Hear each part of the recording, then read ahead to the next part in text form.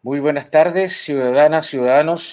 Bienvenidos a este conversatorio, el conversatorio número 13 que tenemos en Eje Sindical Constituyente. Y hoy día, como todos los martes y jueves, a las 19 horas por Facebook Live, tenemos importantes invitados con los cuales vamos a intercambiar ideas, sueños, reflexiones respecto de este gran desafío que significa, ¿no es cierto?, redactar una nueva carta fundamental para regir los próximos 50, 60 años de vida republicana de nuestro país. Y quiero presentar en primer lugar, para no demorar más, a quien es nuestra primera invitada de esta tarde, María José Becerra Moro, economista, ¿no es cierto? Gracias, María José, por acompañarnos. Jaime Lepe, muchas gracias por la invitación. Hace hartos libros que no nos vemos y Sí. muy feliz de estar acá. De hecho, De hecho, aquí está maravilloso, te la llegó, prueba. maravilloso. Lo estoy Costó, ¿ah? leyendo, lo estoy leyendo por segunda vez, porque dejé unas marquitas con lápiz mina, ¿no es cierto? Número 2, con Porque no, algunas ideas que tuve que ¿ya? googlear, que no me Porque, quedaron muy claras. Después te porque voy no, a mandar comentarios. porque no entendiste nada. Ah, ya. No, no, no, no, no. Algunas dije, algunos capítulos. Yo no soy economista, soy un simple periodista. Ya. Bueno, Un María gran José periodista. es economista de la Universidad de Chile, gran universidad, la mejor de todas. Tiene un magíster en la Escuela de Londres de Economía y Política y Ciencias Políticas de Inglaterra. También es investigadora del Consejo Latinoamericano de Ciencias Sociales, más conocido como CLACSO, académica de pre y posgrados también, e integrante del Foro para un Desarrollo Sostenible. Y candidata por el distrito número 14, que son las comunas de... Wow, son 14 comunas, que es ¡Wow! la zona sur poniente de nuestra capital, que van desde el Hue, pasando por Milipilla, Talagante, Calera de Tango, San Bernardo, Buin, Paine. Así que estamos muy contentas de poder efectivamente en este año histórico que nos toca vivir a todas y todos los chilenos en virtud de todas las manifestaciones que hubo en nuestras calles, el movimiento popular, que luego se transformó en este remesón al movimiento político que nos llevó a este plebiscito, que lograron posicionar a los alcaldes y a las alcaldesas y que hoy día tenemos la posibilidad de construir una constitución para todas y todos, por primera vez. Así que muy honrada. Perfecto. Y tenemos al señor Eric Campos, ¿no es cierto? Dirigente, presidente de la Federación Nacional de Sindicatos del Metro, ¿no es cierto? Y que nos acompaña hoy día por el distrito número 9. Gracias, Eric, por acompañarnos. Gracias a ustedes por la invitación, por considerar la opinión, la voz de los trabajadores organizados, así que vamos a ver qué sale de este diálogo, ¿no? De este diálogo tan importante para el pueblo de Chile. Eric, y el distrito 9 está compuesto por las Está comunas de... compuesto por Conchalí, Renca, Huechuraba, Recoleta, Independencia, Cerro Navia, Quinta Normal, Lo Prado. Renca. Wow, wow, ya. María José, abrimos los fuegos. ¿Qué gatilló que esta economista que estudió ciencias políticas en Londres, que ha sido parte de este foro de Claxo, que es investigadora, que es académica, quiera estar en este grupo de privilegio social, ¿no es cierto?, que es quien va a plasmar aquello que tú señalabas al principio, que tuvo que ver con el estallido social, pero antes del estallido social con un clamor que estaba en las calles, que estaba en los barrios, que estaba en las comunas, de cambiar este texto constitucional que ya no nos representaba. No sé si alguna vez nos representó, pero ya no nos representaba. ¿Qué gatilló en ti? Qué bonita la frase que ocupas, privilegio social, porque va a ser el único espacio donde los marginados, y que no solamente estamos hablando de los marginados económicos, acá los marginados estructurales, voy a abrir ahí qué es para mí estos marginados estructurales. Estoy hablando de todos aquellos segmentos, hay un teléfono por ahí, que han sido expulsados por el mercado por la construcción de la actual constitución. que tenemos, que es de carácter, como ya lo han definido muchos juristas, de carácter ordoliberal y neoliberal. En ello, cuando prima el mercado, salen expulsados de la naturaleza, salen expulsados del el valor del trabajo en un modelo de crecimiento, acumulación y desarrollo que tenemos en Chile, salen expulsadas las mujeres con el no reconocimiento de su trabajo no remunerado y al cuidado, el no reconocimiento a los pueblos originarios y un gran etcétera. Por tanto, en este espacio emancipador que tenemos hoy día, da la posibilidad que, bueno, cada chileno y chilena ha vivido con esta actual constitución. Tenemos miles de ejemplos del cómo no pudimos ejercer derechos básicos sociales como la educación.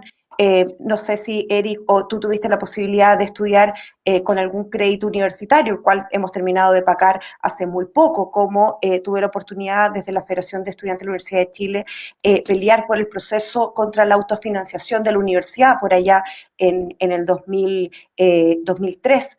Por tanto, estamos hablando ahí del proceso de mercantilización de la educación.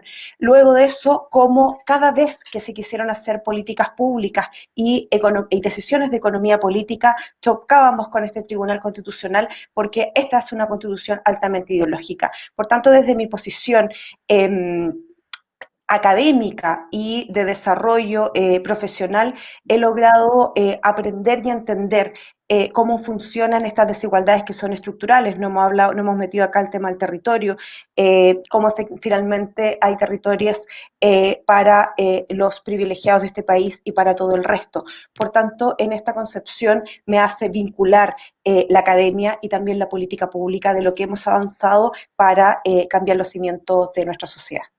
Correcto.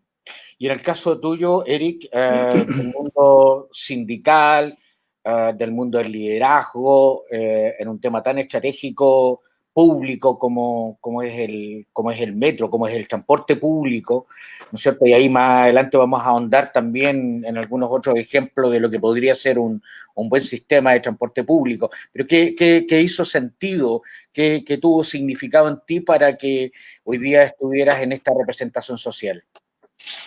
Sí, bueno, como señalaba María José, yo también soy deudor del Fondo Solidario porque me formé en la historia y a propósito de lo que a uno lo motiva, creo que eh, tú lo dijiste, este privilegio social tiene que ver con una oportunidad histórica y en un sentido, en toda la dimensión de la posibilidad que nos entrega la historia. Tuvimos algún amago de participación en marzo del año 25 con promesas parecidas a esta, donde incluso llegamos a formar los trabajadores intelectuales, la Asamblea de Asalariados Intelectuales, que dio paso a una reflexión por 3 días en la ciudad de Santiago, a una promesa no cumplida por parte de Alessandri, que también había convocado un proceso constituyente que terminó finalmente en una comisión de expertos.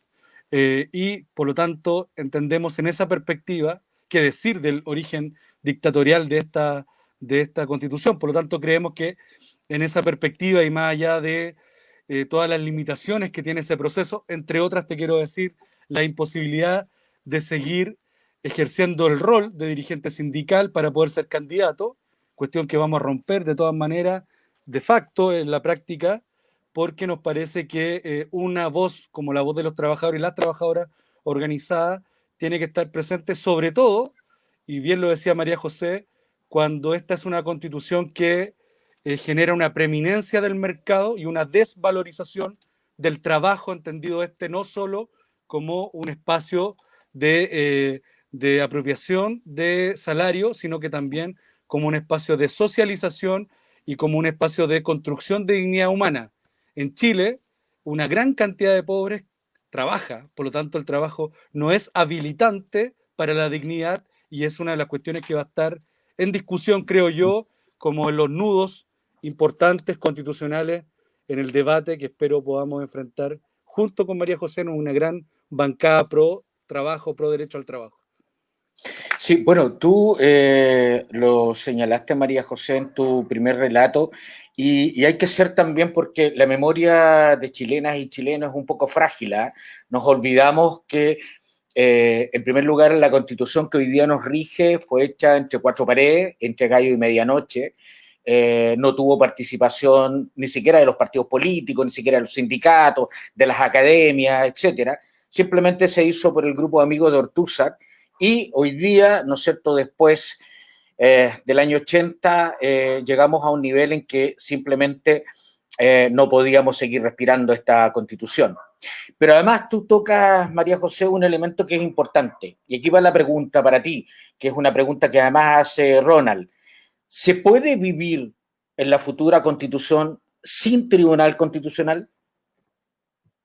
Es una buena pregunta en la cual yo soy muy cauta y soy muy humilde en el sentido de expresar mi opinión sobre los tribunales constitucionales.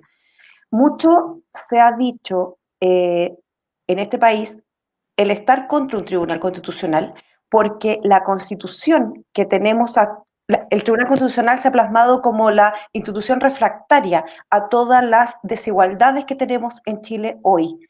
Ha sido la institución que ha canalizado finalmente y que, por la cual hemos podido aprender cuál es esta sala de máquina, el cómo funciona realmente la Constitución del 80, cuando, por ejemplo, no pudo pasar la ley de leyes laborales porque era un tribunal constitucional, porque se habilitaba que la libertad de creación de empresa, esta libertad de acción de los empresarios está por sobre el derecho al trabajo decente, por ejemplo, como la ley de educación superior también terminó en el Tribunal Constitucional por las mismas razones, porque se ejercía el derecho a la constitución de lucro y de libertad de empresa en educación superior. Podemos dar una enorme cantidad de ejemplos de cómo finalmente el Tribunal Constitucional nos fue enseñando sobre lo ideologizada que es esta Constitución.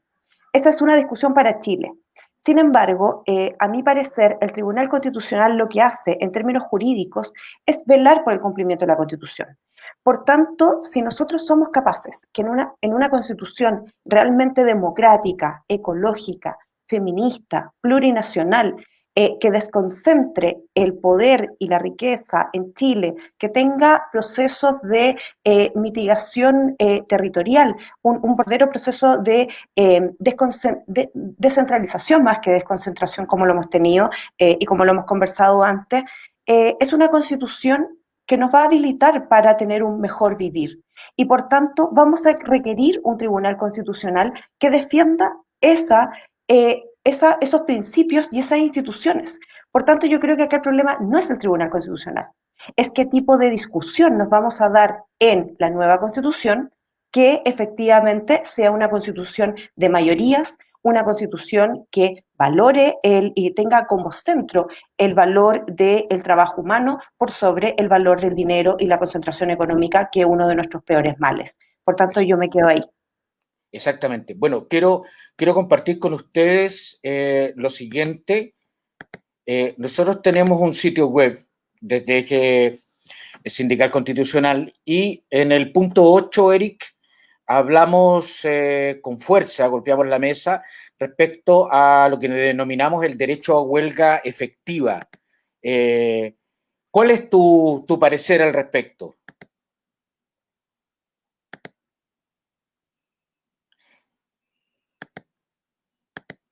Está silenciado, Eric. Te muteaste. Una frase nomás respecto del Tribunal Constitucional, aprovechando la reflexión de María José. Yo creo que, claro, porque este tipo de debate va a estar muy presente en el debate constitucional. El temor que tengo es que los especialistas intenten capturarlo y a partir de ahí no llegar al fondo de los principios que rigen la Constitución. Yo creo que, por sobre todo, más allá de la existencia o no de un tribunal constitucional, lo que no puede ocurrir es que haya instituciones al interior de la propia Constitución que limiten el ejercicio de la mayoría política. Yo creo que eso es lo peligroso, porque finalmente pone en peligro la propia democracia y se torna inútil o inservible para efectos de la lucha de mejores y más derechos. Respecto del derecho a huelga, mira, esto es bien complejo porque el discurso sindical está lleno de prejuicios respecto de lo antiguo, de lo que va en desuso, como si los sindicatos y la huelga fuera una suerte como de artículo vintage ubicado en un museo. Lo digo porque se tiende aquí a caricaturizar en el discurso público en Chile, precisamente porque, como se señalaba, tenemos una cultura tan neoliberalizada que cualquier discurso disonante suena a una suerte de comunismo o de chavismo. Entonces yo a toda la gente que nos escucha vamos a evitar de hablar de Cuba, Venezuela, incluso de Vietnam en China. Les quiero decir que en Italia, en Francia, en Alemania, este tipo de discusiones son bien, o sea, están presentes en la Constitución, son derechos que están presentes porque el discurso sindical finalmente es bien civilizatorio, o sea, lo que cuando uno habla de derecho a huelga está hablando de la triada de la libertad sindical, que es libertad, o sea, que es derecho a sindicalizarse, huelga efectiva y también, por supuesto, la posibilidad de la negociación colectiva por rama o la negociación colectiva por sector de la producción. Eso es lo que habilita, en definitiva, el poder para las y los trabajadores frente a una relación capital-trabajo que es asimétrica. Si esto no se trata de que queremos derecho a huelga para estar armando lío cada vez que tenemos un conflicto con el empresariado. Se trata de que la huelga, el derecho a sindicalizarse y también la negociación ramal nos otorga cierto equilibrio en el poder para poder discutir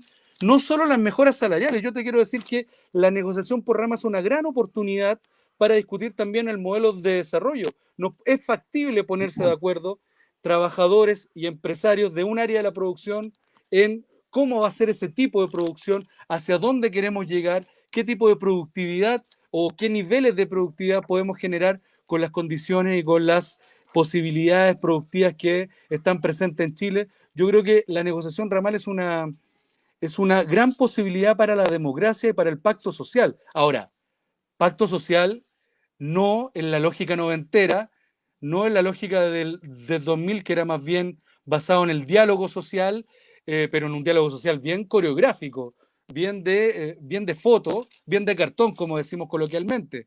Yo creo que también tenemos una posibilidad para que las instituciones del diálogo social sean parte de una estructura democrática que esté contenida en la próxima Constitución, porque eso le otorga viabilidad democrática al país y sin ánimo de querer ponerle candados institucionales a los movimientos sociales, sí permite de alguna manera institucionalizar el debate público con las contrapartes que están presentes hoy día en el mundo del trabajo. Ok.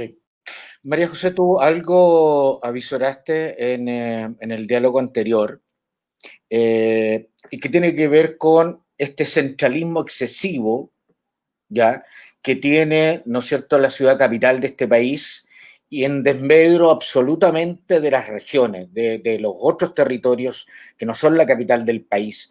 A tu juicio, en la próxima Constitución, ¿cómo debería estar la administración, la independencia de decisiones que tiene que ver con las identidades, que tiene que ver con las realidades propias de cada territorio, de cada geografía humana, por así decir?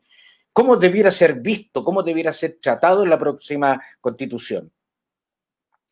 Bueno, primero que todo, yo creo que los candidatos y candidatas constituyentes, más que proponer como una lista de supermercado, lo que estamos haciendo es recoger la historia de la modernidad en Chile y llevando sus injusticias, sus desigualdades sobre la mesa. Por tanto, tú bien, Jaime lo dice acá, la desigualdad estructural, territorial, establecida en Chile y que fue una decisión de economía política al establecer que las mineras se establecieran un cierto sector, por supuesto, todas privadas, hasta que hubo un proceso de chilenización y nacionalización, cuando se crearon industrias del salmón, las forestales en Chile, financiadas por el Estado, incluso financiadas sus asociaciones gremiales como la SOFOFA con aportes estatales. Estamos diciendo que ahí hubo una definición de economía política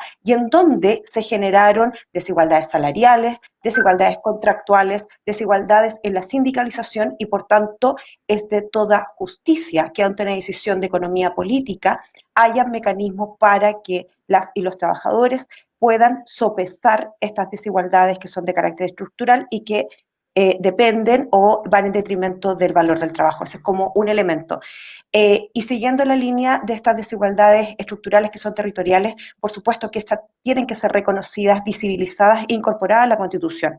Ya lo señalaban acá el gran ejemplo que nos dieron alcaldes y alcaldesas con el levantamiento de la consulta ciudadana en noviembre del año pasado, en el cual se pudo visibilizar estas desigualdades estructurales territoriales. Y ahí está la posibilidad y estuvo la posibilidad de levantar plataformas, análisis y resultados de esta consulta ciudadana. Y de ella se establecen, hay temas que son estructurales, los temas de agua son estructurales, medioambientales en todo el país, los temas de violaciones a derechos fundamentales, pensiones, salud, educación, medioambientales, etcétera, también son estructurales y conciernen a todo el país, pero que se acrecientan y tienen un sentido territorial.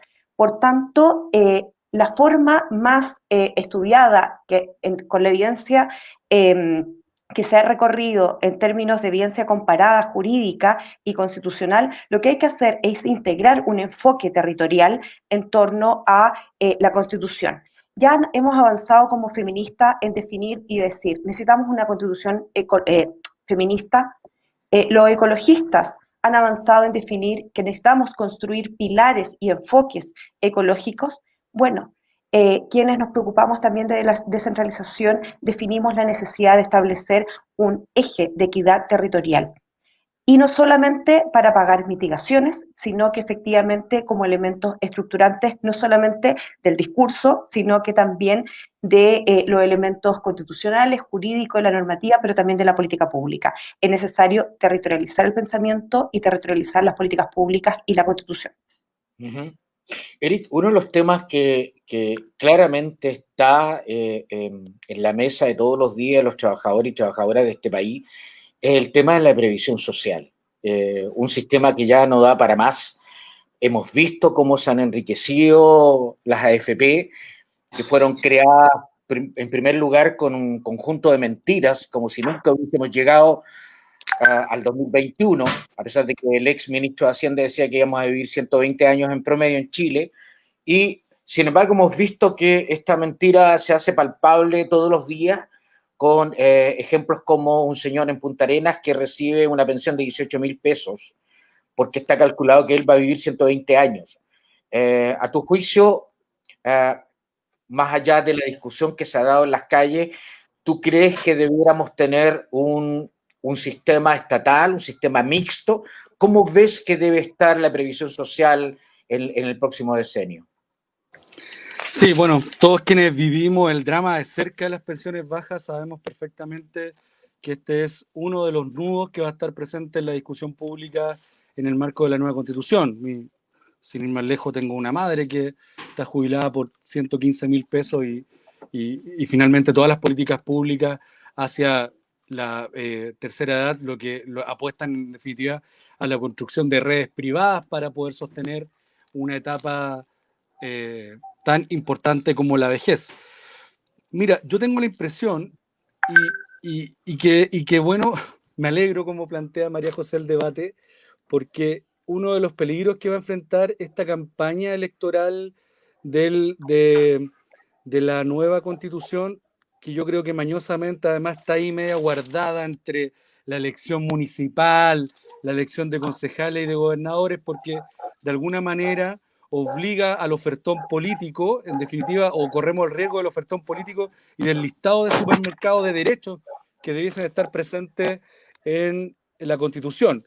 Entonces, para seguir la misma línea argumentativa de la desigualdad que está, en definitiva, institucionalizada, yo diría que la desigualdad, en definitiva, que origina la distribución inequitativa del capital debe estar equilibrada no solo entonces por los derechos sindicales, que ya hemos hablado algo de eso, sino que de la garantía de la seguridad social. Yo creo que hay que superar un poquito el debate de las pensiones solo en el ámbito institucional o cómo se organizan, sino más bien hay que ubicarla en un sistema de seguridad social que sea habilitante para la dignidad humana. Entre ellos, tenemos que tener un sistema previsional que dote de una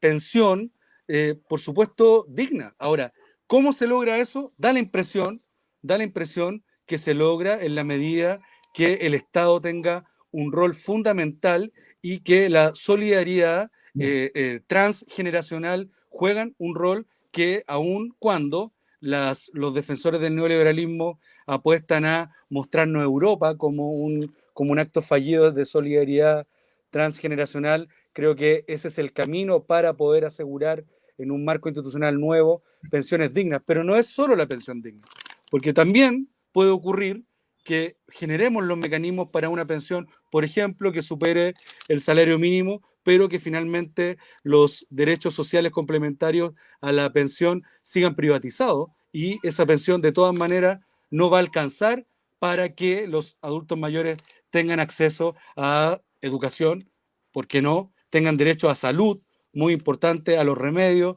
tengan derecho a la recreación durante su etapa de la tercera edad. Por lo tanto, creo que hay que construir un sistema de protección social que, incluyendo el tema previsional, pueda garantizar dignidad a los seres humanos en esa etapa digamos, de la tercera edad, ¿no? Ahora, yo creo que no podemos hoy día, en pleno siglo XXI, instalar al capital privado como una especie de leviatán. Hay países que no son precisamente marxistas, ni comunistas, ni socialdemócratas, ¿no es cierto? El caso de Francia, por ejemplo, con el transporte, en que si bien está en manos de los privados, el Estado es un garante de que ese servicio se haga, ¿no es cierto?, adecuadamente bien. Y lo mismo pasa con la educación pública en Estados Unidos, que tampoco es un país de la órbita soviética, ¿no? Y, sin embargo, más del 90% es educación pública de calidad en Estados Unidos y gratuita. O sea, hay ejemplos de países que no son de la órbita o de los que tú nombraste al principio, ¿no es cierto? No son Cuba, no son Venezuela, sin embargo, son garantes de que estos servicios se den. Aquí hay una pregunta, María José, del sindicato de Atacama, ¿cierto? Sindicato minero, que habla de recuperar el cobre, el hierro y, por supuesto, el litio. Pero, sin embargo, ¿qué pasa con el agua y con otros recursos que ya cada vez son menos nuestros? ¿Por qué el Estado se propuso no ser garante, derechamente, en el caso de esta Constitución? ¿Puedo tomarme un minuto con el sistema de pensiones? A mí me preocupa. Ayer, por ejemplo, estuve en el sindicato, en el gimnasio que construyeron los ferroviarios en San Bernardo. Y tuve la oportunidad de entablar una muy buena conversación con muchas hijas de ferroviarios, de obreros de nuestro país. Esas mujeres violentadas, probablemente no solamente por las personas que más quieren, porque es un elemento naturalizado, invisibilizado en Chile, eso es producto de otras desigualdades que son estructurales y que las pensiones son un producto más de esa desigualdad. Hágase o no hágase cargo el Estado, del cual, por cierto, yo estoy de acuerdo con la implementación de, primero, prescindir del actual modelo de AFP, hay que terminarlo, hay que pasar a un modelo de carácter mixto, estatal, solidario, que se consagre como derecho social en la Constitución al sistema de pensiones, que por supuesto hay un espacio que puede ser privado se esperaría que fuera sin fines de lucro y que, por ejemplo, las cooperativas se pudieran hacer cargo de esas tipos de gestión en la administración de los recursos libres. Pero hay otro tema que es estructural ahí. Cuando están basados estos sistemas de pensiones solo en el mercado del trabajo, estamos viendo a puertas de una cuarta revolución industrial, ya casi inserto en ella, que cada vez menos personas, hombres y mujeres, vamos a estar fuera y expulsados de la posibilidad de tener una pensión digna. Por tanto, tenemos que no solamente replantearnos la posibilidad de consagrar como derecho la seguridad social, sino que también en avanzar en cómo pagamos entre todas, todos y todes esa contribución a nuestras pensiones en el futuro.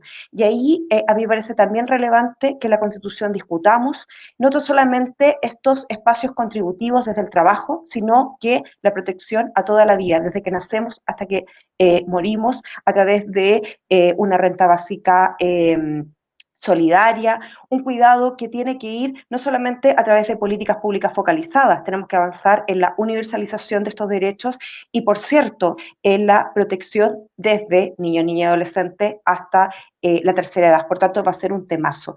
Y solamente para contestar lo que transmitía el sindicato del norte, claro, a ver, uno es el modelo de desarrollo, el cual efectivamente ha reproducido y ha usufructuado de esta constitución que ha hecho que el agua y otros derechos fundamentales hayan sido mercantilizados. Si bien sabemos que en la minería está escrito en la Constitución, y eso nos señalan cuando estamos en los debates, y los que quieren mantener el status quo nos dicen, bueno, pero la minera están declaradas como la propiedad de las mineras son del Estado. Sin embargo, en su ley orgánica genera la posibilidad de generar mercados. Y por eso es lo que tenemos hoy del gran proceso de mercantilización de nuestros recursos naturales, aparte de una exigua democracia económica, porque estamos hablando de puras empresas que son privadas, que no hay distribución de utilidades y que más aún cuando se quiso discutir el royalty en este país se declaró inconstitucional. Por tanto, minería, agua, vamos a tener que tener un tratamiento en los principios constitucionales en torno a protegerlos, pero también tenemos que meternos en otro elemento que efectivamente no se quiere discutir en este país, que no está saliendo en los programas en televisión, pero sí salen en estos programas, es sobre la propiedad privada. Y yo creo que ahí vamos a discutir en un gran elemento. La propiedad privada, por cierto, que hay que defenderla. Cada quien a cuánto ha producido y ha tenido los frutos de ese trabajo. Ni siquiera la Constitución, la propuesta constitucional de Salvador Allende habló nunca de la expropiación de bienes básicos para los trabajadores. Sin embargo, se ha obviado y se ha dejado bajo la mesa la función social que tienen los bienes en este país. Estamos hablando de bienes comunes, estamos hablando de incluso bienes privados que podrían afectar a la reproducción de la vida. Son temas que efectivamente vamos a discutir y que espero no queden sobre la mesa y que las minutas no vengan hechas, porque eso sería una aberración a todo este proceso democrático que hemos tenido desde el estallido hasta ahora. Bueno, la idea es que justamente tengamos buenos líderes y lideresas para que esto no ocurra, no nos peguen una nueva encerrona, ¿no es cierto? Y para eso, bueno, hay ciertos grupos ideológicos que se están preparando y después vamos a hablar también del tema del quórum, que no es un tema menor, digamos, respecto a cómo se va a dar justamente esta discusión.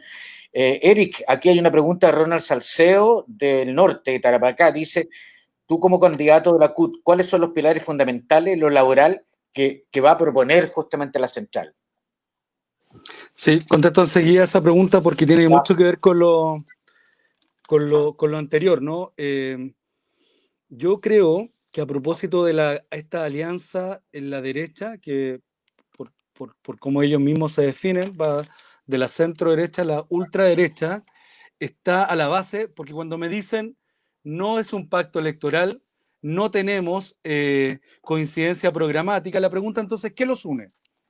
¿Qué junta a José Antonio Kast con gente tan progresista al parecer como Luciano Cruzcoque? Los une el debate que ha propuesto María José. Los une mantener bien cerrados los candados que cuestionen siquiera el concepto de propiedad privada en la nueva Constitución. Lo que no quieren tocar es el mercado. Lo que no quieren tocar es el concepto de subsidiariedad del Estado para mantener este estado jibarizado que permita entonces la preeminencia del mercado en áreas tan importantes para el desarrollo de la vida como la educación, la salud, la vivienda y el trabajo. Y en el trabajo, lo que quieren proteger, a propósito de la pregunta del compañero Ronald, es precisamente la mantención de una institucionalidad que tiene manco al movimiento sindical, o que lo tiene sin poder político. Y el poder político mira, no es casual, ojo, no es casual que previo incluso a la Constitución del 80 se haya planteado el plan laboral, pero aún así, en segundos posterior al golpe de Estado, lo primero que decreta como ilegal la Junta Militar es la legalidad de la Central Unitaria de Trabajadores. Uno podría decir en perspectiva histórica que lo que buscó el golpe de Estado no fue solo derrotar a la Unidad Popular, sino que propinarle una derrota estratégica a los trabajadores como clase organizada y politizada que desde fines del siglo XIX hasta el 73 construyó un proceso de acumulación de derechos, pero por sobre todo construyó un proceso de acumulación de poder político.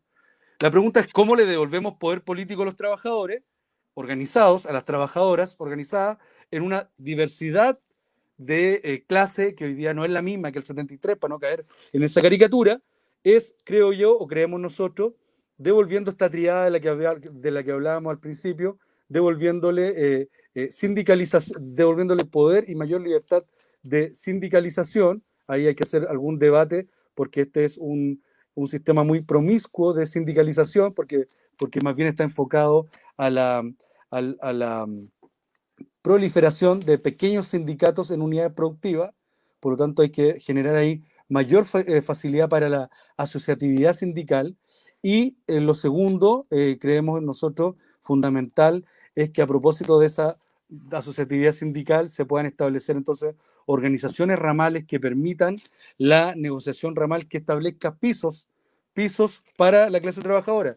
Hay países donde, si bien el nivel de sindicalización es parecido al de Chile, o un poquito más, 27, 29%, las personas o los trabajadores que están suscritos en los convenios colectivos alcanzan al 80% precisamente porque los sindicatos negocian ramalmente y permiten entonces establecer pisos mínimos de relaciones laborales para esos trabajadores. Y por último también el derecho a huelga es fundamental para la implementación de ese poder político sindical. Correcto. María José, en estos minutos finales que nos van quedando, ¿cómo va a ser tu estrategia y además porque son 14 comunas, no es un tema menor, cómo vas a cubrir el territorio y cómo vas a llevar justamente y vas a poder escuchar aquello que las distintas comunidades organizadas y no organizadas te van a proponer para que tú representes, ¿no es cierto?, a partir del 14 de abril? Del 11 de abril, perdón. A ver, esto es un continuo, que como decía empezó desde, a ver, el estallido fue el germen, pero pienso que el mismo, va a sonar súper zen esta cosa, súper Buda, llegó Buda. Esto comienza cuando la Constitución del 80 se implanta, po. De ahí empezaron, sí. No olvidemos el movimiento en plena dictadura, que era contra la Constitución del 80. Recordemos que acá hubo movimientos políticos que no querían la transición que tuvimos, porque efectivamente se estaba avalando la Constitución de 1980. Por tanto, este germen se consolida con el estallido social, que tiene un muy buen cauce político, y por cierto, yo voy a reconocer lo que se intenta y que se avanza harto en reformas estructurales de los 90 hasta ahora. El tema es que el modelo está agotado y tenemos hoy día la posibilidad y el sueño y la esperanza de pensar junto a un nuevo modelo de desarrollo económico y de acumulación. Y eso es fantástico porque es la primera vez en la historia de Chile que lo vamos a poder hacer. Y señalar solo ahí que más que la propuesta de definir queremos desmercantilizar y por tanto al mercado dejarlo arrinconado, eso no es así. A mi parecer, lo que hay que hacer es generar una posibilidad que se cree valor económico real, no financiero, no especulativo, y que acá logren florecer otro tipo de empresas con mayor democracia económica. Hablaba Eric sobre la constitución de Alessandri y a ese grupo a ese conjunto de sociedad que fue invitado a esta primera fase que duró muy poco, fueron invitadas las cooperativas. Las cooperativas fueron un eje de empresas de trabajadores absolutamente en democracia. Por supuesto que todavía existen mutualidades en Melipilla, en San Bernardo, en Buin. Por tanto, recuperar ese modelo de desarrollo es una invitación, y no una invitación al pasado, una invitación al futuro. Lo está haciendo la Unión Europea, lo está haciendo los países de la OECD. Nosotros somos los anquilosados en una ideología que se nos impuso en 1980. Por tanto, acá ese es el desafío. ¿Cuál va a ser, se me había olvidado tu pregunta, cuál va a ser la estrategia?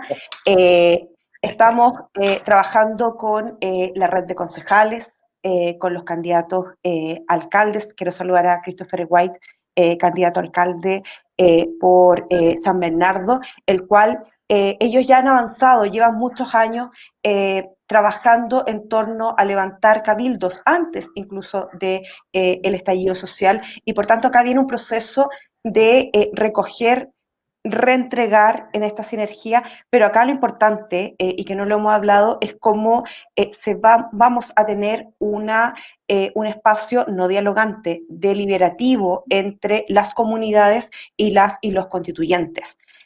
Acá vamos a tener, y acá el llamado a todos los ciudadanos y ciudadanas a mantenerse muy activos. Soy de la idea de que nosotros debiésemos dar la posibilidad de abrir nuestras cuentas bancarias, de restringir incluso mucho más cuál va a ser nuestras líneas de trabajo después. Nosotros, nuestra currículum debiese estar abierto a lo que vamos a hacer desde ahora hasta 5, 10 años después. Los niveles de conflictos de intereses que se van a reflejar en esta Constitución son los más grandes, porque lo que estamos intentando es cambiar las formas que se han hecho el modelo de crecimiento, el modelo de desarrollo, y por tanto los que quieren mantener el actual modelo de desarrollo lo van a impedir a toda costa. Por tanto, el desafío es a tener una participación activa, deliberante y en claustro permanente, yo lo diría yo, con las comunidades. Bueno, nosotros hemos señalado en cada uno de estos conversatorios, este es el número 13 con ustedes, de que la invitación a la ciudadanía no es solo a emitir un voto el 11 de abril, sino que es estar encima de los representantes constituyentes, porque queremos que hagan la pega, y eso va a ser súper importante. O sea, el ciudadano y la ciudadana no puede quedarse tranquilo, ¿no es cierto?, yendo el 11 de abril y esperando 2 años que aparezca, ¿no es cierto?, como en la panadería, esta nueva constitución.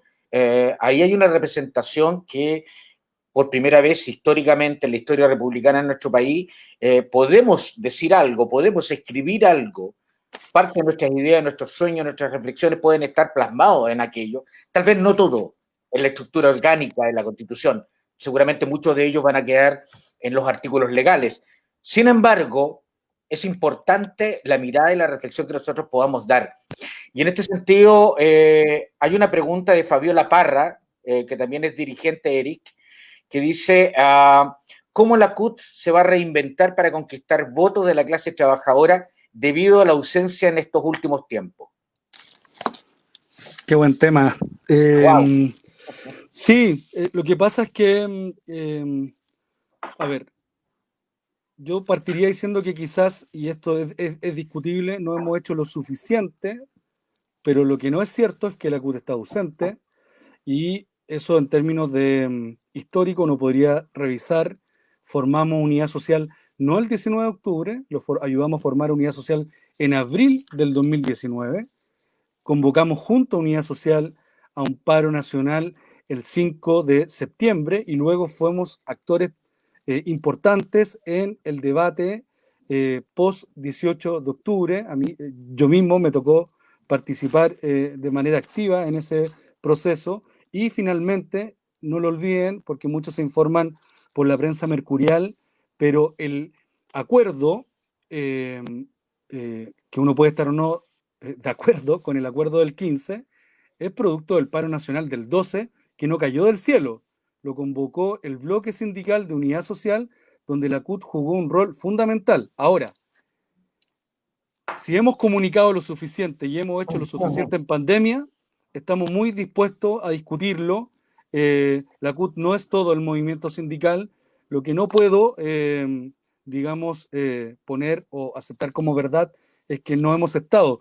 Yo no sé si la CUT tiene que reconvertirse. Lo que tenemos que hacer es ir a poner al centro el debate del trabajo, porque finalmente, en medio de la pandemia, lo que quedó develado es que el trabajo en Chile y en el mundo está en crisis a partir de las lógicas neoliberales. Y creo que si no estamos los trabajadores organizados defendiendo aquello, si no hacemos alianzas con el mundo de la intelectualidad que también reconoce este fenómeno de crisis, bueno, entonces ese será el rol de la central.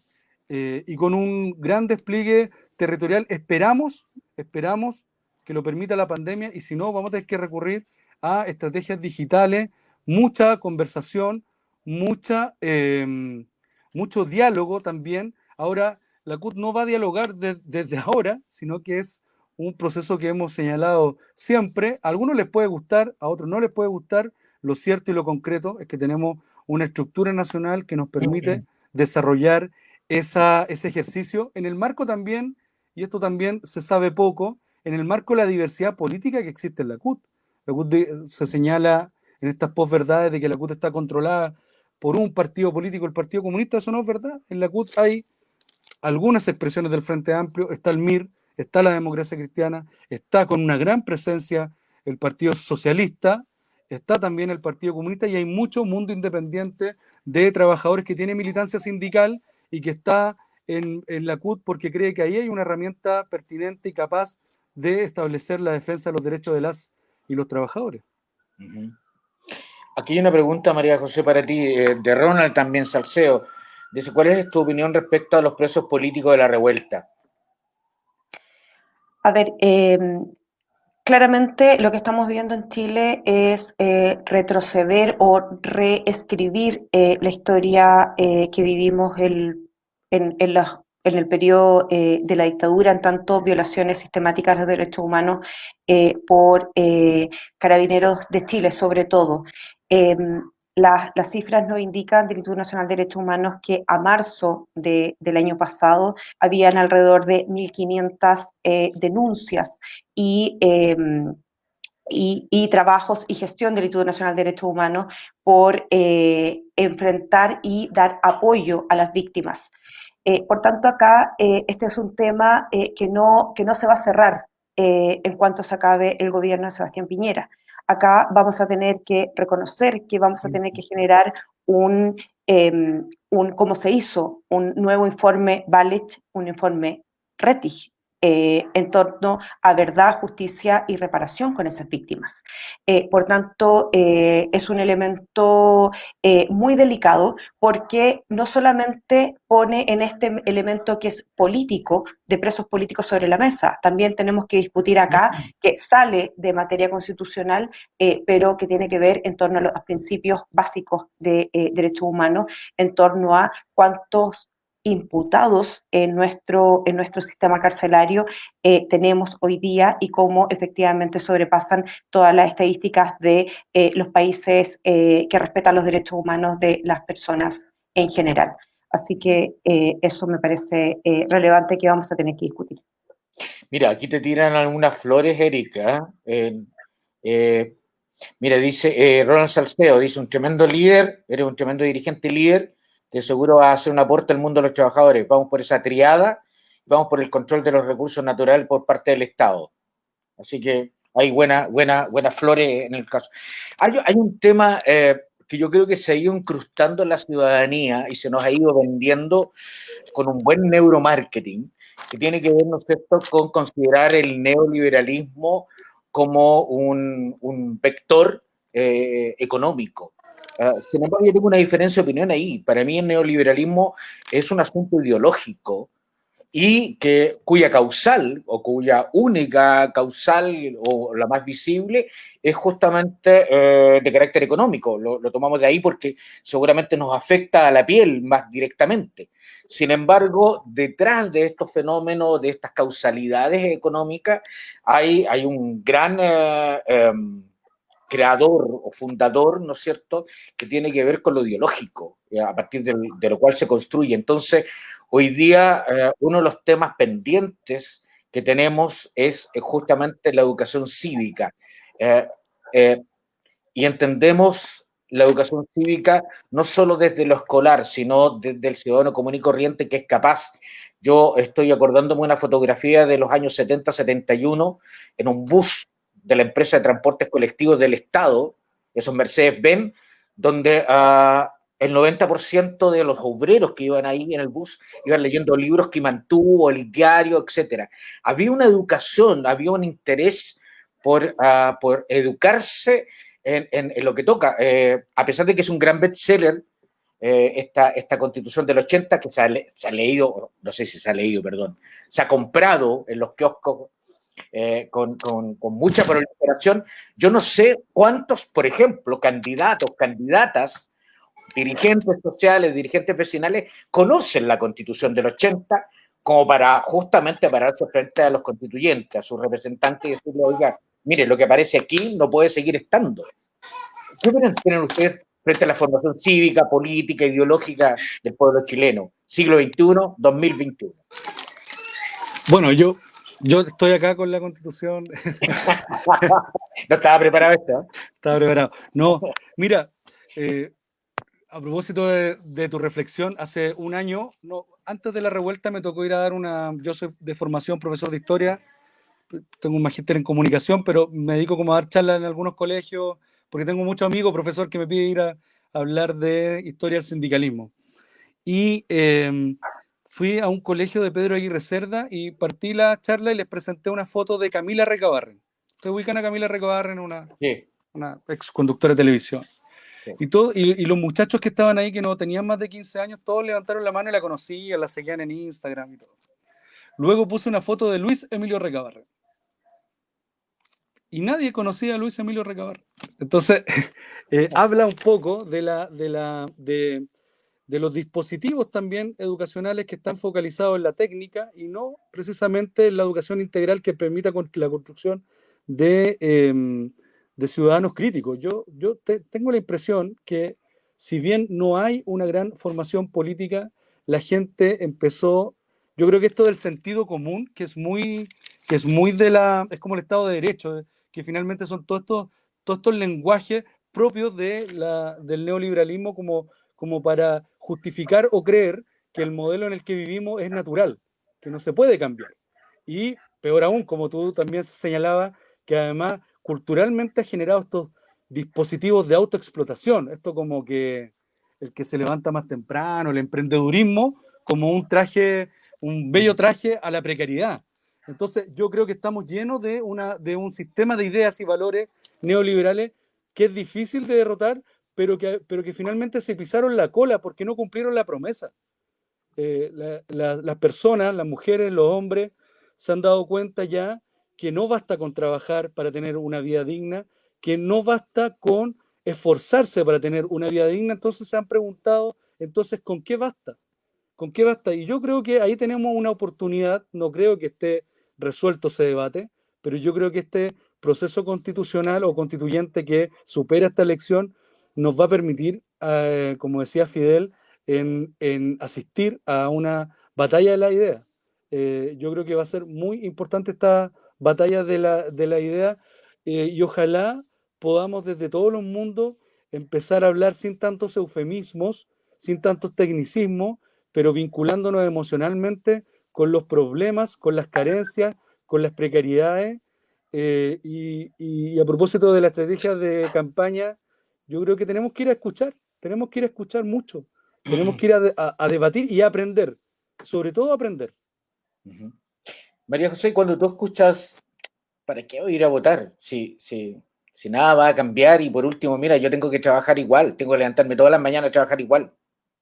¿Para qué me sirve a mí el cambio de la Constitución? Bueno, esa frase quedó obsoleta el 25 de octubre, cuando presenciamos todo y todo es una de las la mayor elección Pero de participación. fue un poquito más que la presidencial, no fue tanto más, tampoco. Pero en un contexto de voto voluntario, efectivamente ha sido nuestro mayor participación electoral. Sin embargo, quiero referirme a un punto que planteaste antes. La Constitución del 80 la tenemos todo en la piel. Cada uno desde su experiencia, del cuánto nos costó estudiar, con crédito universitario, como lo hablábamos, con CAE hoy día, que nos llevan al banco, cuando incluso los efectos de esta crisis, por qué las pymes no recibieron un subsidio, tuvieron que ser bancarizadas a través del FOGAPE y fueron desplazadas la mitad de las pymes, y para qué decirles que de ese porcentaje el 80% son pymes mujeres. Desplazar al sistema porque es anticonstitucional. No podíamos ocupar la Corfo, no podíamos ocupar el Banco Central. Primera vez en la historia que hacemos un cambio constitucional para el Banco Central en pandemia, y que fue bastante discutido por estos sesgos y estas ideologías. Llevamos la Constitución del 80 cuando, bueno, se seca la laguna Culeo y sus vecinos no pueden disfrutar el goce del derecho al agua básica.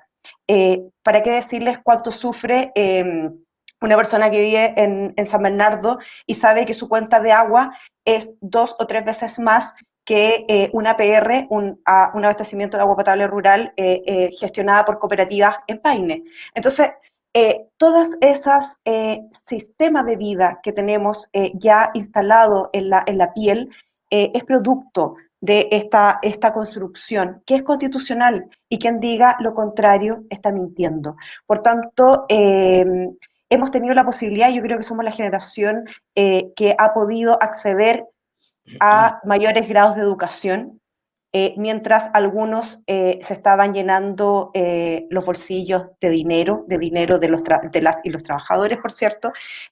Habemos otros que nos dedicamos a estudiar, nos dedicamos a también bajar la academia a los territorios, y de esa sinergia estamos acá para esta generación, y no estoy hablando de una generación de edad, estamos hablando de una generación que es transversal, y esa es una generación de cambio, la cual esperamos efectivamente poder interpretar esas demandas y esas injusticias en esta nueva Constitución. Eric, ya, en este minuto, que parte de minutos finales, ¿por qué las ciudadanas y ciudadanos, y digo ciudadanas y ciudadanas, y no digo chilenas y chilenos, porque irónicamente los extranjeros pueden votar, sin embargo, no pudieron apadrinar a candidatos? Una de las letras chicas, digamos, de este juego, el CERVEL, ¿no es cierto?, en este proceso de los independientes. ¿Por qué las ciudadanas y ciudadanos debieran este próximo 11 de abril, y más allá de la María José, el Eric, la Natalia, el Pepito, el Juan, porque yo creo en esa famosa frase de mi maestro, Premio Nacional de Historia, Gabriel Salazar, que dice que es hora de los liderazgos colectivos, es hora de los clanes y las tribus, más allá de los personalismos, ¿no es cierto?, que nos han rodeado los siglos pasados. ¿Por qué debiéramos ir el 11 de abril a votar por nuestros representantes constituyentes?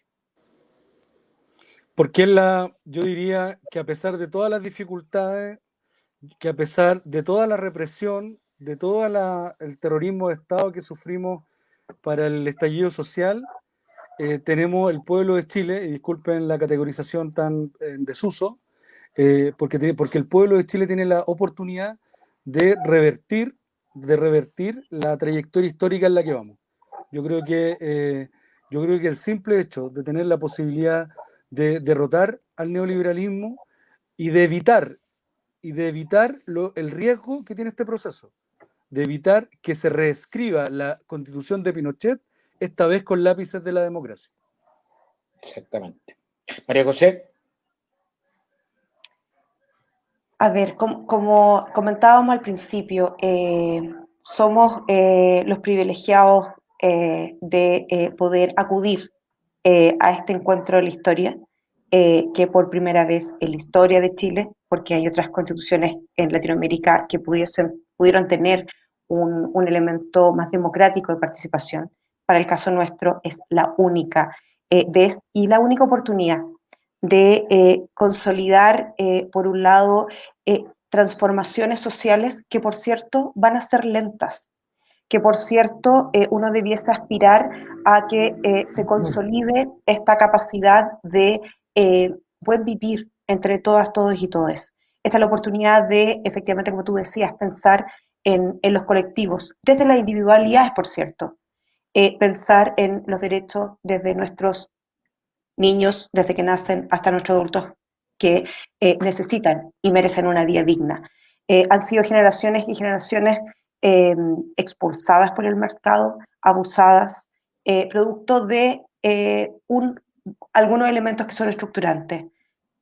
La concentración económica, el poder monopólico, la no generación de valor real de la economía, y por tanto todos esos elementos conjugados hacen la actual sociedad de Chile una sociedad que efectivamente necesita un cambio, un espacio esperanzador y con esto finalizo, este es un espacio que no hay que mirarlo con temor, pero hay que tenerlo en vigilia y por eso va a ser muy importante que podamos sentarnos acá durante todo el proceso.